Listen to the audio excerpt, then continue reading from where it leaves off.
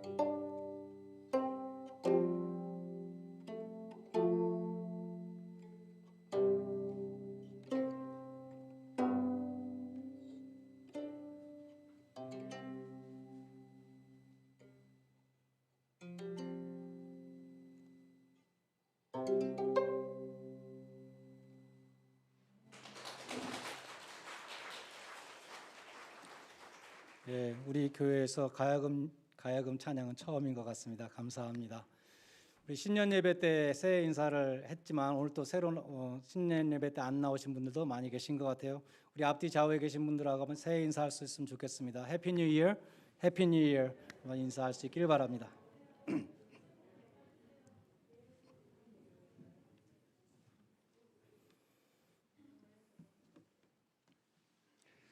베드로전서 2장 1절로 10절은 교회론입니다.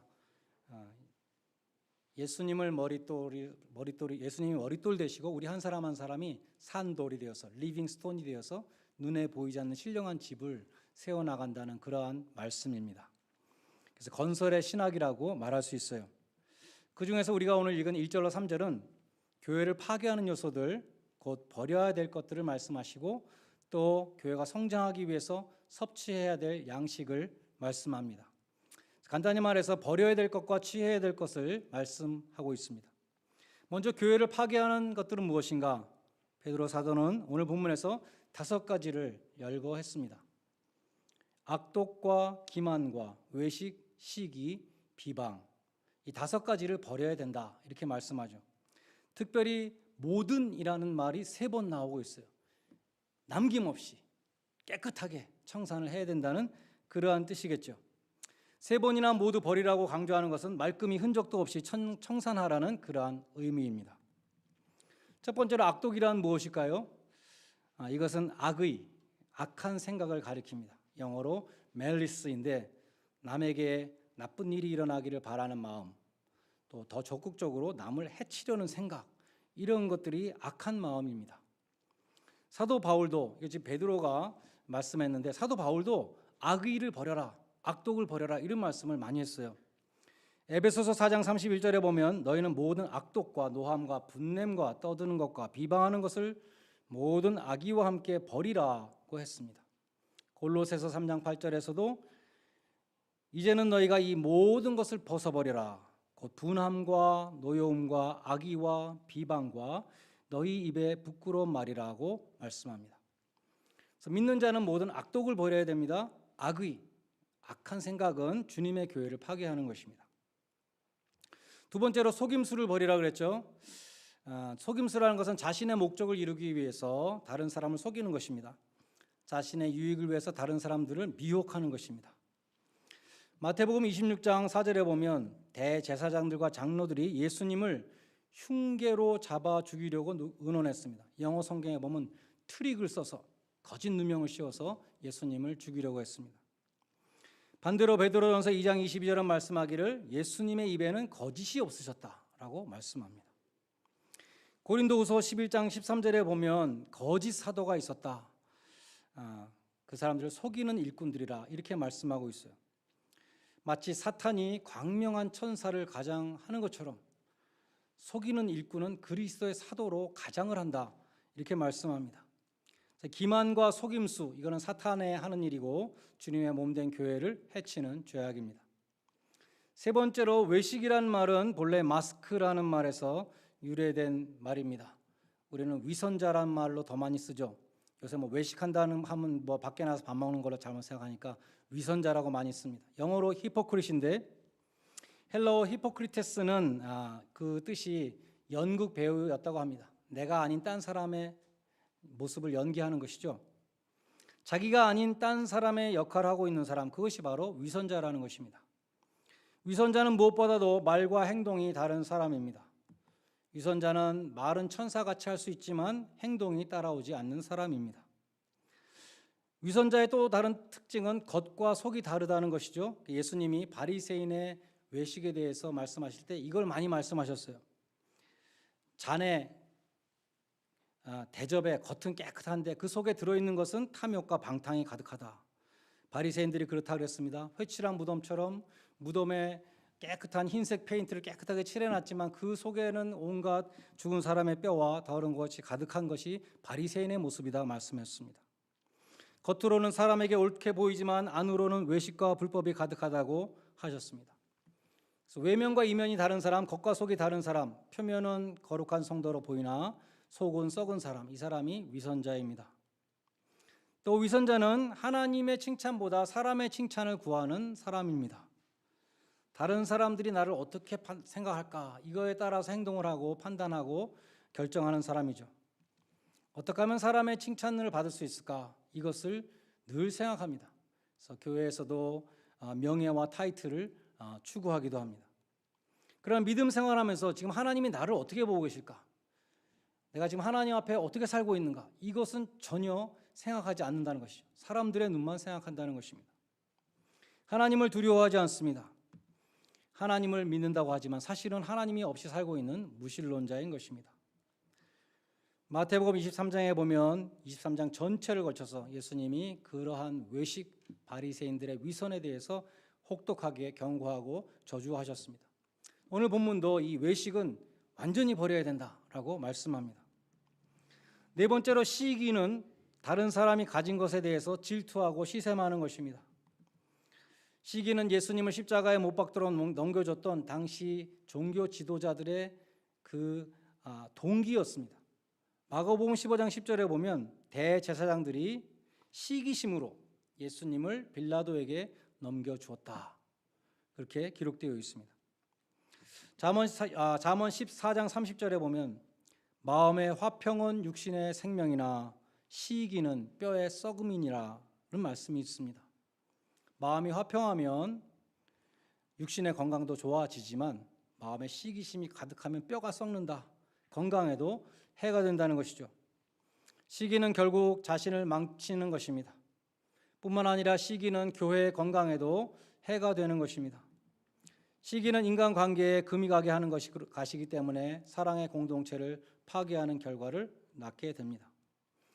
시기는 이 교회를 끊임없이 괴롭혀온 고질병입니다.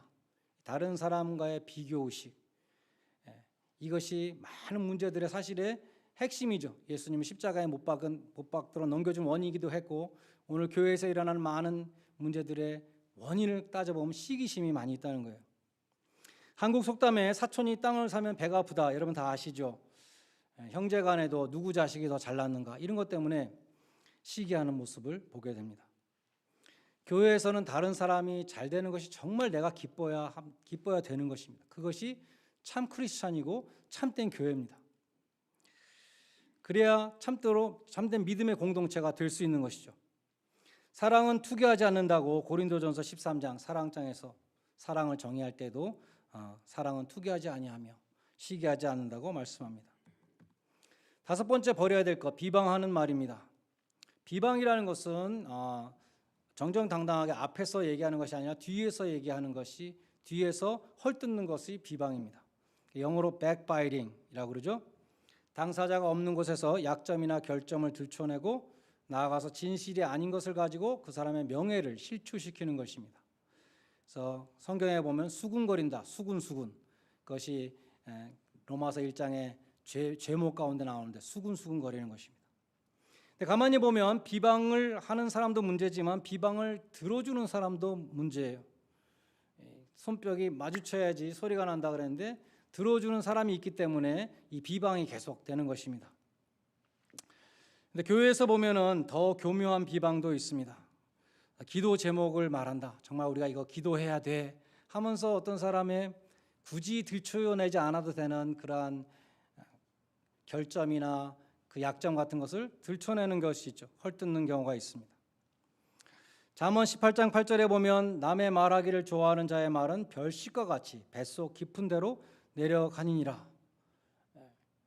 교회에서 비방이 사라지지 않는 이유는 비방하는 말이 별식처럼 아주 맛있는 음식처럼 속으로 싹 들어간다라고 잠언에 기록되어 있습니다. 그러나 맛이 있다고 다 좋은 음식은 아니죠. 비방은 정크푸드와 같은 것입니다. 몸에 해로운 것입니다. 사람들은 정크푸드가 몸에 나쁘다는 것을 알면서도 먹지요. 왜 먹는가 하면 맛이 있으니까 먹습니다. 그러나 건강을 해치는 음식은 우리가 먹지 말아야 되는 것이죠. 마찬가지로 비방은 듣지 말아야 됩니다. 말하지 않는 것에서 그치는 것이 아니라 듣지 말아야 된다는 것이요. 별식을 먹는 기분으로 그거를 막 재밌게 듣는 것은 나의 신앙 인격을 망치게 되고 또 교회가 상처를 입게 된다는 것입니다. 그래서 1절에서는 이처럼 버릴 것들을 말씀했어요. 2절에서는 이제 우리가 교회가 성장하기 위해서 또 우리 한 사람 한 사람이 성장하기 위해서 사모하고 섭취해야 되는 것이 무엇인가를 말씀합니다. 곧 갓난 아이들 같이 순전하고 신령한 젖을 사모하라는 것입니다. 신령하다는 단어가 헬라어로 로고스에서 나왔습니다. 그래서 킹 제임스 성경에 보면 신령한 젖을 말씀의 젖이라고 그렇게 번역했어요. 2절에 성도들은 이 하나님의 말씀의 젖을 먹고 구원에 이르는 지식이 자란다. 성장한다. 말씀을 먹고 성장한다고 말씀하죠. 여러분의 어린 자녀들이 자라는 것이 얼마나 기쁩니까? 벽에다가 금을 긋고 야, 지난 1년 동안 10cm나 자랐네? 막 그러면서 우리 좋아하잖아요. 만약에 여러분의 자녀가 자라지 않는다면 얼마나 큰 걱정이겠습니까? 여러분은 기아선상에 그 허덕이는 아프리카에서 정말 못 먹어서 뼈가 앙상하게 남은 그 아이가 엄마 품에 이렇게 안겨 있는 사진을 한 번쯤 다 보셨죠? 여러분이 말씀의 젖을 먹지 않으면 하나님이 보실 때에 그처럼 영양실조에 걸려있는 아주 불쌍한 영혼이라는 것입니다. 조지 바나라는 사람이 교회 실태라는 글을 2002년에 썼는데, 이분이 교인들을 상대로 이렇게 서베이를 했습니다. 설문조사를 해서 여러 가지 설문조사 중에 성경 지식을 체크해 봤어요. 교회에 열심히 나오는 사람들입니다. 그 중에 48%가 사복음서를 다 대지 못했다는 것이에요. 마태, 마가, 누가, 요한 네 복음서의 이름을 다 대지 못하는 사람이 48%였다는 것입니다. 절반. 60%는 10계명 가운데 5개 이상 쓰지 못했다는 것입니다. 10계명을 쓰라 했는데 5개 이상을 못 쓴 사람이 60%였다는 거예요. 다 교회 다니는 사람들입니다. 평생 교회를 다녔지만 성경을 읽지 않아서 영양실조에 걸려있는 불쌍한 영혼들이 그렇게 많다는 것입니다. 자라지 않는 교인, 정말 염려스러운 교인들이 그렇게 많다는 것입니다. 2절은 하나님의 말씀은 순전한 젖이라고 그럽니다. 순전하다는 것은 1절에 나온 기만, 거짓의 반대예요. 왜냐하면 기만은 헬라어로 돌로스이고 거기다가 아니다라는 아를 붙여서 아돌로스가 순전하다. 그래서 기만과 순전은 거짓이 없다, 불순물이 없다, 깨끗하다, 엑기스다, 그런 뜻입니다. 하나님의 말씀은 순전하다. 엄마의 젖 중에서도 분만 후에 72시간 동안 나오는 모유를 초유라고 하는데, 분만 직후에 가장 허약한 상태인 그 갓난 아기에게 꼭 필요한 모든 그 고밀도의 영양과 또 그 아이가 이 험한 세상에 나와서 지금 많은 병균을 접하게 되는데 그 병균들을 이길 수 있는 면역 물질이 그 초유에 들어가 있다는 것이죠. 그래서 초유는 신이 내린 최고의 영양제라고 불립니다. 그래서 사정상 우유를 먹여서 아이를 키우겠다고 하는 부모님들도 맨 처음에 3일 동안 나오는 그 초유는 꼭 먹여야 된다는 것이죠. 이 하나님의 말씀은 그처럼 순전한 젖, 초유와 같이 우리의 신앙을 자라게 하는 고밀도의 영양분과 이 험한 세상에서 죄에 물들지 않을 수 있는 그러한 면역의 물질이 말씀에 들어가 있다는 것입니다. 근데 2절에 보면 그처럼 이 순전한 젖을 사모해야 된다 그래요. 어린 아기가 엄마의 젖을 사모하는 것처럼 순전하고 신령한 젖을 사모하라는 말씀이 있습니다. 사모한다는 단어는 영어로 craving이에요. craving. 영어로 pregnancy cravings라는 것이 있죠. 한국말로 입덧이라고 해야 되나요? 임신 때 뭐가 갑자기 먹고 싶은 거 있잖아요. 오래전에 제가 아는 보스턴의 어떤 목사님이 첫 아기를 가졌는데, 이제 사모님이 첫 아기를 가졌는데 입덧을 심하게 하다가 어느 날 갑자기 뉴욕의 짜장면이 먹고 싶다 그래서 보스턴에서부터 뉴욕까지 밤에 운전을 하여 내려가서 짜장면을 먹었다는 것입니다. 사랑하는 아내의 그 크레이빙을 채워줬다는 것이죠. 아기를 키워본 사람은 그 아기가 젖을 막 사모하는, 그 배고파가지고 막 젖을 달라고 그 입 모양 다 아시죠? 여기 달라 그러면 막 그걸 빠는, 그냥 덥석 물고 빠는 그걸 아시죠? 그것이 어린아이가 엄마의 젖을 사모하는 것입니다. 그처럼 하나님의 말씀 신령한 젖을 사모하라고 말씀하는 것입니다. 시편 42편 1절에 보면 하나님이여 사슴이 시냇물을 찾기에 갈급한 같이 내 영혼이 주를 찾기에 갈급하나이다. 목마른 사슴이 어디 물이 없는가 막 뛰어다니는 그 간절한 모습과 같이 내가 하나님을 찾습니다. 사모합니다. 이렇게 고백하고 있어요. 목마른 사슴이 시냇물을 찾기에 갈급한 같이 하나님을 사모하는 사람은 갓난아기가 어머니의 젖을 사모하는 것처럼 하나님의 말씀을 사모한다는 것입니다. 주님은 신명기 말씀을 인용하셔서 마귀의 유혹을 물리치셨습니다. 하나님의 말씀에 면역 물질이 있다 그랬잖아요. 마귀의 유혹을 물리치는데 예수님도 성경 말씀으로 물리쳤어요. 사람이 떡으로만 살 것이 아니요 하나님의 입으로부터 나오는 모든 말씀으로 살 것이니라. 어떤 사람이 이 말씀을 읽고 깊이 깨달은 바 있어서 말씀을 읽기 전에는 밥을 안 먹었다, 그런 사람이 있습니다. 하나님의 말씀을 내가 안 읽고 밥을 먹을 수 있는가? 그래서 꼭 밥 먹기 전에 하나님의 말씀부터 읽었다는 사람이 있습니다. 하나님의 입으로부터 나오는 모든 말씀이 성경에 기록되어 있습니다. 성경을 사모하고 성경 말씀을 먹고 사는 그러한 복된 한 해가 다 되시기를 바랍니다.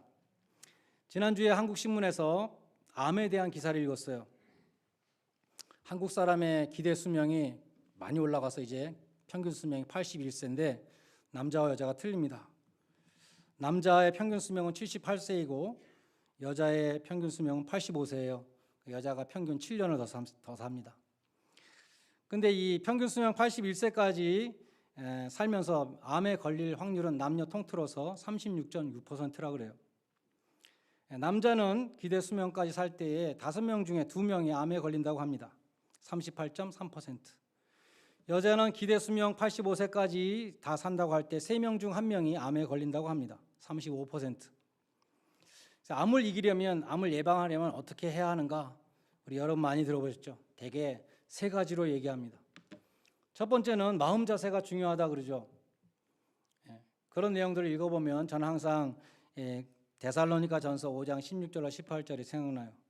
항상 기뻐하라. 쉬지 말고 기도하라. 범사에 감사하라. 이는 그리스도 예수 안에서 너희를 향하신 하나님의 뜻이니라. 암 전문가들은 말합니다. 긍정적으로 생각하라. 밝은 면만 봐라. 부정적인 말에 귀를 기울이지 마라. 꼭 낫는다고 믿어라. 등등이죠. 사실 이 모든 비결들은 데살로니가 전서 말씀에 들어있어요. 예수 그리스도 안에서 우리를 향하신 하나님의 뜻에 순종하면 우리가 육신의 건강도 얻는다는 것입니다. 두 번째는 이제 암에 안 걸리려면 먹는 걸 조심해야 된다 그러죠. 내 몸에 무엇이 들어가는지 유의해야 한다는 것입니다. 좋은 음식을 먹어야 되죠. 뭐가 좋은 음식인가?